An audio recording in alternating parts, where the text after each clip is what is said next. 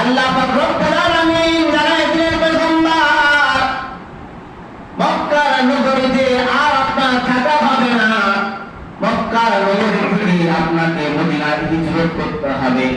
কারণ মক্কায় যদি আপনি থাকেন তাহলে অত্যাচার, অপমানিত, লাঞ্ছিত করবে কাফের মুশরিকেরা।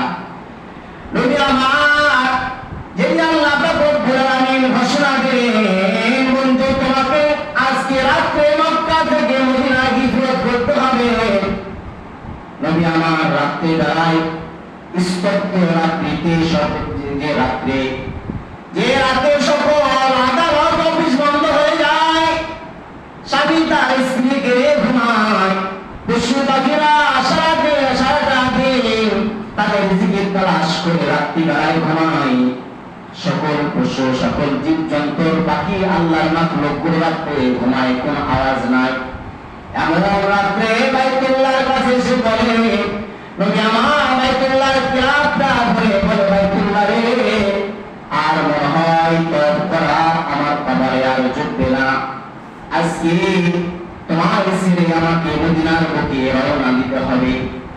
আসমানের দিকে তাকায় আবার আসমান, তোমার সন্তানগুলো আমাকে মদিনা মক্কার নগরীতে থাকতে দিল না। মক্কার নগরীতে দিনের দাওয়াত দিলাম, ইসলামের দাওয়াত দিলাম, এই কারণে মক্কার মানুষেরা ইসলাম পছন্দ করলো না, কোরআন পছন্দ করলো না। নবী আমার এভাবে কান্না করে আপনার বাইতুল্লাহর গেটে, কাবা শরীফের যে গেট আছে, গেটের কাছে যা নবী আমার কান্না করে আর ভাবে যেহেতু মক্কা থেকে আজকে রাত্রে মদিনায় হিজরত করব, চলে যেতে হবে। 2 রাকাত নামাজ পড়ে মক্কা থেকে বিদায় নিই। দরজার কাছে, গেটের কাছে যাওয়ার পর দেখে গেটের তালা মারা আছে, লক লাগানো আছে। নবী আমার চেষ্টা করে খুলতে পারলেন না। তারপরে গেটের চাবি যার কাছে আছে তার বাড়িতে রাত্রে অন্ধকারে রওনা দিলেন। যাওয়ার পরে ওই খালিদের বাড়িতে টক টক শব্দ করলেন। শব্দ করার পরে বাড়ির ভিতর থেকে আওয়াজ আসে, কে এত রাত্রিতে আওয়াজ দেন? নবী আমার বলে ভাই একটু বাইরে আসে, আপনার সাথে কথা আছে। ওই লোকটা বাইরে আসার পরে বলেন ভাই আমাকে চিনেছো কি? ওই লোক বলে আপনার কেন, আপনাকে সারা মক্কার নগরের মানুষ চিনে। আপনি হচ্ছে আপনার বাপ দাদার ধর্মতে আপনি গালি দিয়েছেন, আপনার বাপ বাবার ধর্মের ভিতরে আপনি আঘাত দিয়েছেন, আপনার কে বাদ করেছিল না, সবাই তো চিনে। নবী আমার বলে ভাই আমার সম্বন্ধে যদি তুমি জানতে তাহলে তুমি আমার সামনে এমন কথা বলতে পারতে কেন ভাই?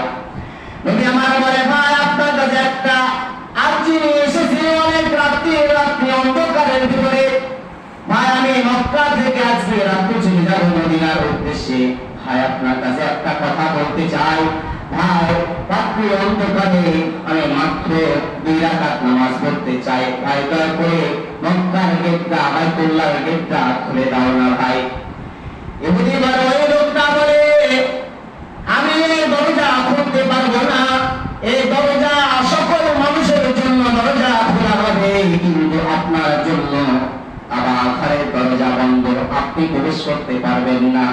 নবী আমার তার কাছে যে বলে হাতটা চেয়ে ধরে ভাই একটা বারের জন্য দরজাটা খুলে দাও না, মাত্র 2 রাকাত নামাজ পড়বো। কারণ শত্রুর সামনে থাকলে, শত্রুর সামনে যদি থাকা হয় ঘৃণিত হবে, অপমানিত হব।